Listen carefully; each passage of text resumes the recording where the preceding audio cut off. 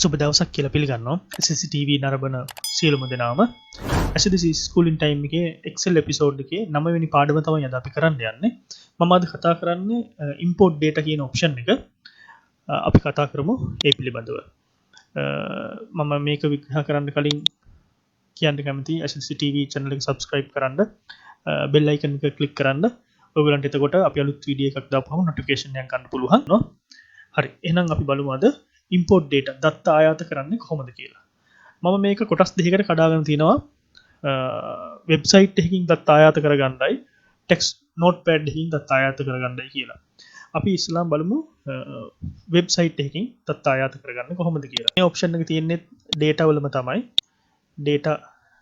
data කියන option එකේ පළවෙනි තීරුව get external data. මේ get external data මෙන්න මෙතන තියෙන්නේ. මේ තියෙන්නේ දැන් highlight වෙලා තියෙන get external data කියන tab එකේ තියෙනවා from web කියන option එක. මම අද කතා කරන්නේ දැන් කතා කරන්න යන්නේ from web කියන option එක. මම කියන්නම් මේ from web කියන option එක වැදගත් වෙනවා. දැන් අපි කියමු කවුරු හරි accountant කෙනෙක් හරි company owner කෙනෙක් හරි share market එකත් එක්ක ගනුදෙනු කරනවා නම් exchange rate එකත් එක්ක ගනුදෙනු කරනවා නම් ඒගොල්ලන්ට හැමතිස්සෙම internet එකට ගිහිල්ලා ඕක search කර කර ඉන්න අවශ්‍යතාවයක් නැහැ. ඔයගොල්ලෝ වැඩ කරන excel sheet එකේම මේ වගේ කොනකින් ඒ data ටික automatic update වෙවි තියෙන්න අපිට තියාගන්න පුළුවන්. තවත් අපි කියමුකෝ සාමාන්‍යයෙන් company එක වැඩ කරනවා ඔයගොල්ලෝ cricket වලට හරි ලැබි එක්කෙනෙක්. එදාට cricket match එකක් යනවා ඔයාට Google එක open කර කර බලන්න විදිහක් නැහැ. මම කියමු ඔයා මේ මැනේජර් ඔයාට එහා පැත්තේ ඉන්නවා. cricket එකේ score එක එක් පැත්තකින් එන්න හදාගන්න. එතකොට මේක තමයි from web කියන එකෙන් මම මේ චූටි උදාහරණ දෙකක් දුන්නා. තව ගොඩක් දේවල් කරන්න පුළුවන් මේකෙන්. හරි අපි බලමු මේක කොහොමද වැඩ කරන්නේ කියලා. ඉස්සෙල්ලාම මේකට මම වෙබ්සයිට් එකක් තෝරගන්නම්. මම වෙබ්සයිට් එක තෝරගන්නම් date and time එක import කරන්නම්. එතකොට ඔයගලන්ට බලා ගන්න පුළුවන් මේක change වෙනවද කොහොමද change වෙන්නේ කියන එක මට ඔයගලන්ට ඉක්මනට පෙන්වන්න පුළුවන් ඉතින් මම date and time කියලා මෙතන තියෙනවා time duration කියලා වෙබ්සයිට් එකක්. මේ වෙබ්සයිට් එකෙන් මම data import කරගන්නම්. එතකොට ඔයගලන්ට බලා ගන්න පුළුවන් date එකයි time එකයි change වෙනවද කියලා. date එක change වෙන එක මට පෙන්වන්න දෙයක් නැහැ. මොකද දවසක් යන්නේ නැහැ. මම time එක change වෙන එක පෙන්වන්න පුළුවන්. හරි. එතකොට මෙතන ULR එක තියෙනවා. මේ තියෙන ULR එක. මේ ULR එක අපි copy කරගන්නවා. copy කරගෙන අපි Excel file එකට ගිහිල්ලා මෙතන select කරනවා අපිට data import කරගන්න කොතෙන්ද කියන range එක select කරගෙන from web කියන එක ටික් කරනවා. ටික් කරපුවම මෙතන තව ඔයගොල්ලන්ගේ Excel එකේ තියෙන internal browser එකක් open වෙනවා. එතකොට අපිට කරන්න තියෙන්නේ මේ browser එකේ මෙන්න මෙතනට ගිහිල්ලා අපේ අර copy කරගත්තු ULR එක paste කරගන්නවා. paste කරලා මෙතන මෙන්න මේ go කියන button එක press කරනවා. ඊට පස්සේ අර website එකේ තියෙන data import කරගන්න ගන්නවා. එතකොට මේ script error කියලා එනවා. ඒ කියන්නේ මේ script එක මේ page එකේ run වෙන්න ඕනද කියලා මේ ඔක්කොම yes කරගන්න. ඒ ඔක්කොම yes කරගන්න.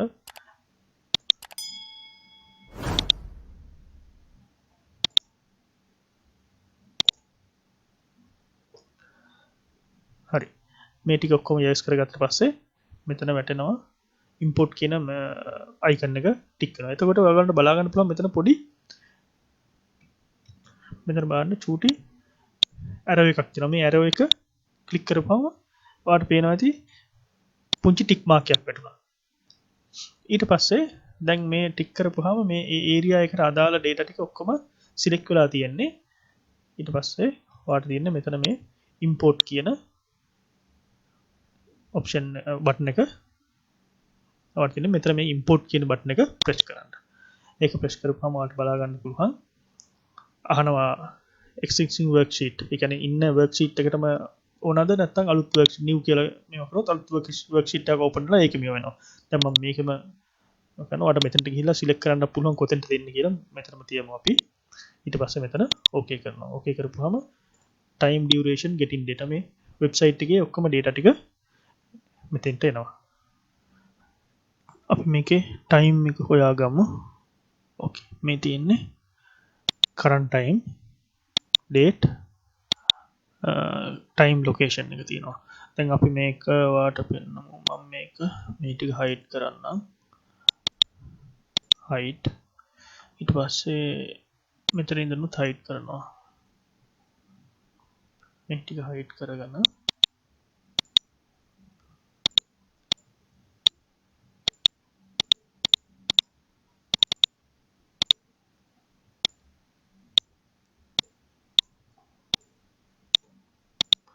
මේ ටික hide කරගෙන මෙහෙම පැත්තකින් තියාගෙන අපිට වැඩ කරන්න පුළුවන්. දැන් අපි බලමු මේක වෙනස් වෙනවද නැද්ද කියලා. අපි මේක රිෆ්‍රෙෂ් කරපුවම දැන් 23යි 39යි තිබ්බේ. දැන් 23යි 41 වුණා. හරි. එතකොට දැන් මේක හැමතිස්සෙම අපිට රිෆ්‍රෙෂ් කර කර ඉන්න බෑ. අපි එච්චර වෙලාවකුත් නැහැ. අපිට මේක ඔටෝමැටික් අප්ඩේට් වෙන්න ඕනේ. එහෙම වෙන්න ඕන නම් මෙතන තියෙනවා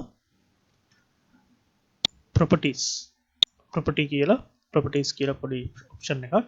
මේක ඔයගොල්ලෝ ප්‍රෙස් කරපුවාම මෙතන තියෙනවා refresh every. මෙතන ටික් එක දානවා අපිට තප්පරයක්වත් බලන් ඉන්න බෑ. හැම තප්පරයෙන් මිනිත්තුව අපිට රිෆ්‍රෙෂ් වෙලා අපිට අවශ්‍ය වෙන විනාඩි 5න් 5ටද මිනිත්තුවටද නැත්නම් මෙතන ආයෙ අපිට දාන්න පුළුවන් refresh data when opening the file. ඒ කියන්නේ අපි මේ ෆයිල් එක ඕපන් කරපුවාම refresh වෙන්න දාන්න පුළුවන්. දැන් ඔයගොල්ලන්ට බලා ගන්න පුළුවන්. දැන් මම මේකේ properties ගිහිල්ලා refresh every 1 minute දාලා තියෙනවා. ඒ කියන්නේ හැම මිනිත්තුවකටම සැරයක් මේක වෙනස් වෙනවා. ඔයගොල්ලන්ට බලාගෙන ඉන්න පුළුවන් දැන් කොහොමද ඒක වෙනස් වෙන්නේ කියලා මිනිත්තුවක් ඔයගොල්ලෝ හිටියොත් 23:42යි බලන්න පුළුවන්. මේක ඔටෝමැටික් වෙනස් හැම මිනිත්තුවකටම සැරයක් මේක වෙනස් වෙනවා. හරි. මේ ඇවිල්ලා වෙබ්සයිට් එකකින් අපි මොනවා හරි data import කරගන්නවා නම් අපි ඊගාවට බලමු notepad එකකින් කොහොමද අපි මේ data ටික import කරගන්නේ කියලා. මේක අපිට අවශ්‍ය වෙන්නේ අපි හිතමු දැන් ඔයගොල්ලෝ ඔෆිස් එකට ගිහිල්ලා උදේම එදා තියෙන වැඩ ටික task list එකක් විදිහට notepad එකේ ලියා ගන්නවා. මේ තියෙන මම දාගත්තු task list එකක්.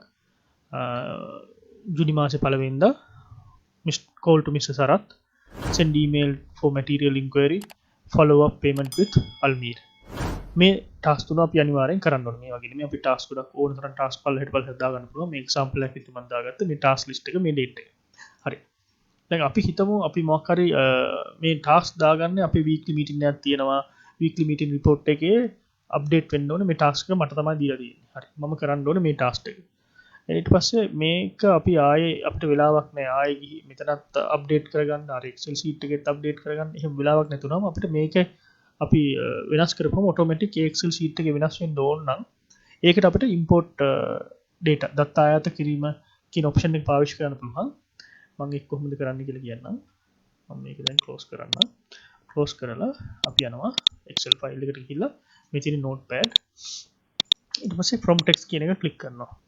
from text කියන එක click කරපුවාම ඔයගලන්ට බලා ගන්න පුළුවන් මෙතන අපිට import කරගන්න පුළුවන් text file එකක්.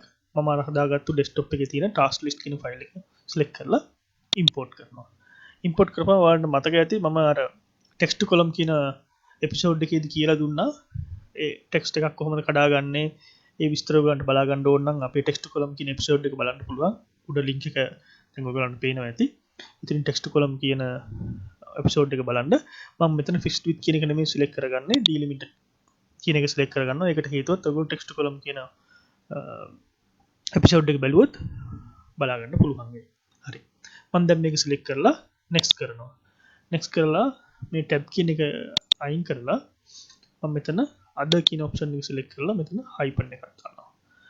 මේ hyphen එකක් දාන්න හේතුව මට මේ data ටික පිළිවෙලට ගන්න ඕනේ Excel sheet එකට. හරි. එහෙම කරලා මම next කරනවා. next කරලා